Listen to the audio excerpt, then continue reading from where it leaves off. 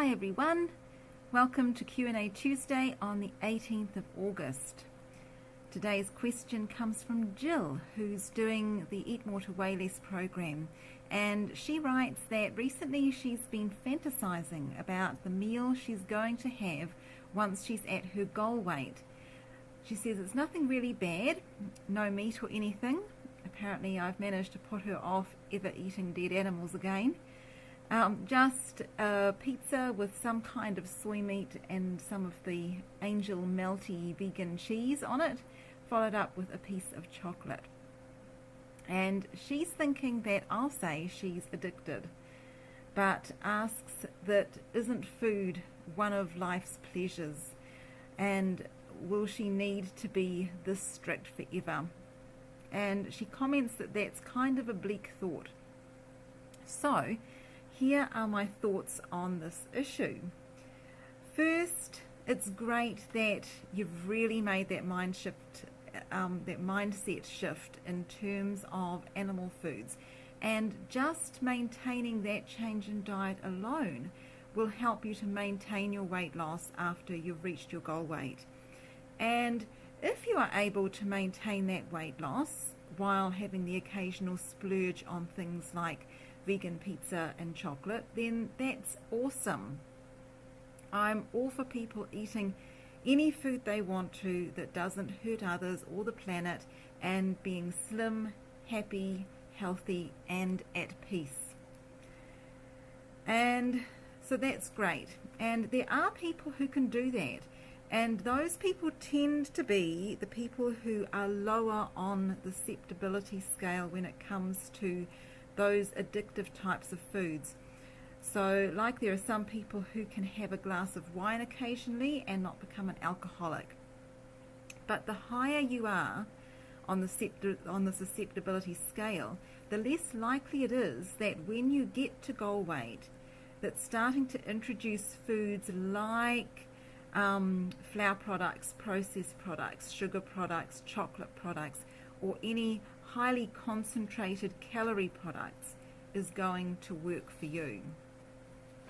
And what I've found with other people who are highly susceptible to these kinds of foods is that allowing these occasional treats into their life slowly starts to unravel their progress.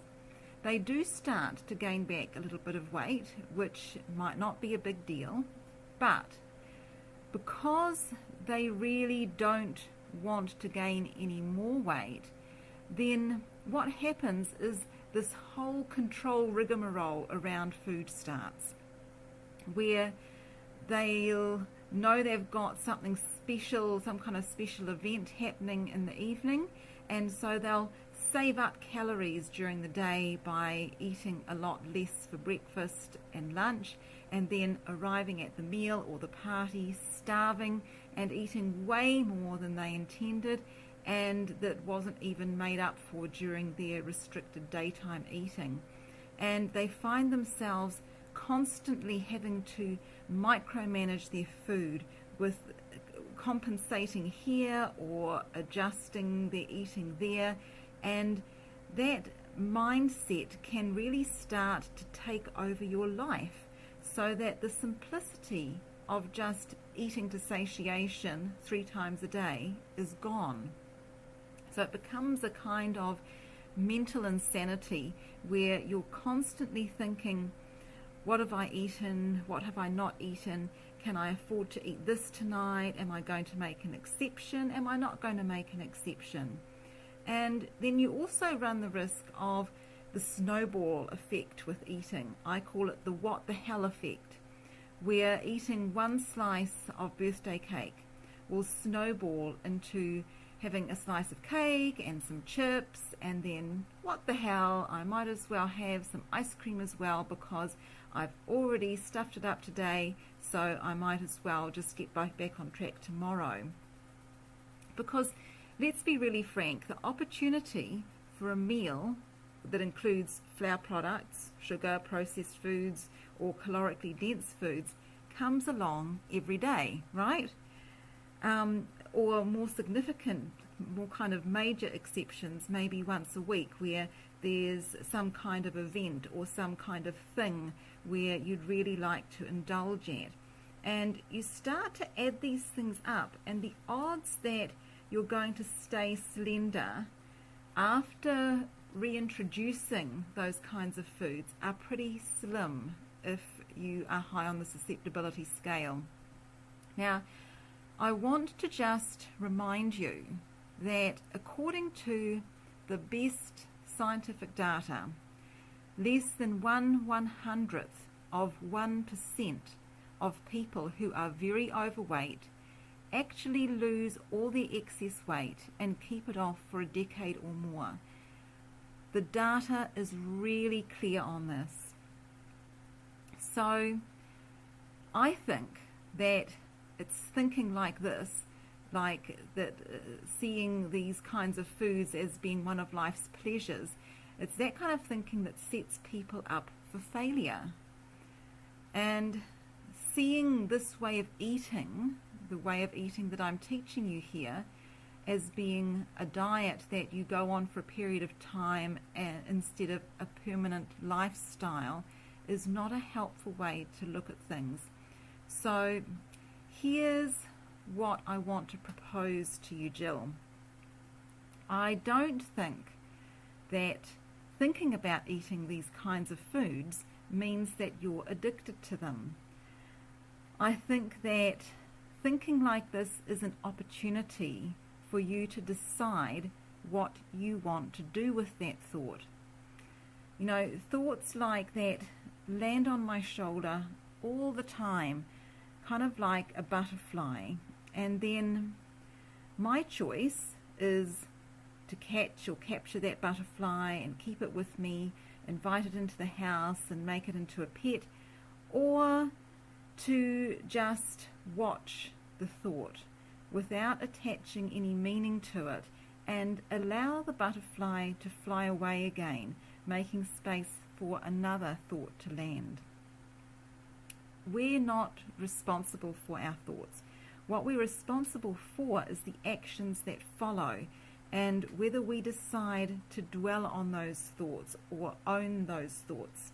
So what you can do, and what I do when I have these kinds of thoughts, is to focus my attention on something different, something that's going to attract different kinds of thoughts. And that's why your environment can be so powerful. What and who you choose to surround yourself with.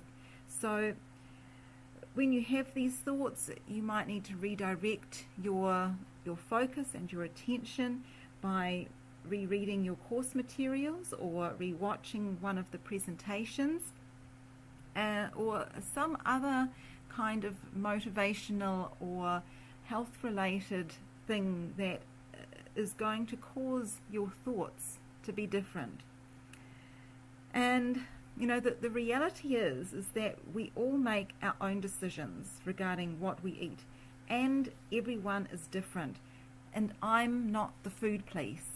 So if you want to do your own research on what works for you and try introducing those foods after reaching your goal weight, then go for it. See what happens and see if you stay peaceful in your eating mindset.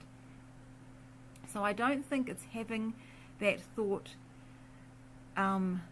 about that after your goal weight, your goal weight, you're going to eat this meal. I don't think that thought is the problem, and I don't think it's going to destroy your peace with food. I think that it's the thoughts that would follow that meal and the weeks and months that would follow that would destroy your peace of mind with your eating. That's my guess. But it's an experiment that might be worth trying. Everybody has to do their own research on these things. I know for me where that line is that I just can't cross, because when I cross it, not only does my weight increase, but everything about food becomes obsessive, and I have to put so much energy into micromanaging my diet. Nothing is easy. Nothing is just running according to the habits and rituals that I've carefully crafted for myself. Nothing is automatic, requiring no thought or energy to maintain. It's just all too difficult. And that's crazy making for me. So I eat this way because eating this way gives me peace, as well as the results that I want with my body. And maybe by the time that you're down to your goal weight, your life will have improved so much, your health would have improved so much, that what will feel like pleasure and freedom and celebration to you will be sitting down to a bowl of vegetable soup, salad, rice and beans, and having strawberries for dessert, and just feeling very grateful for feeling slim, healthy, happy and peaceful. So Jill, that's my A to your Q, and I hope you found it helpful. Keep up the good work in getting down to your goal weight, and have a great fortnight. And until the next time, remember that a good orgasm will release the same endorphins in your brain as eating chocolate does without the calories. So take care. Bye-bye.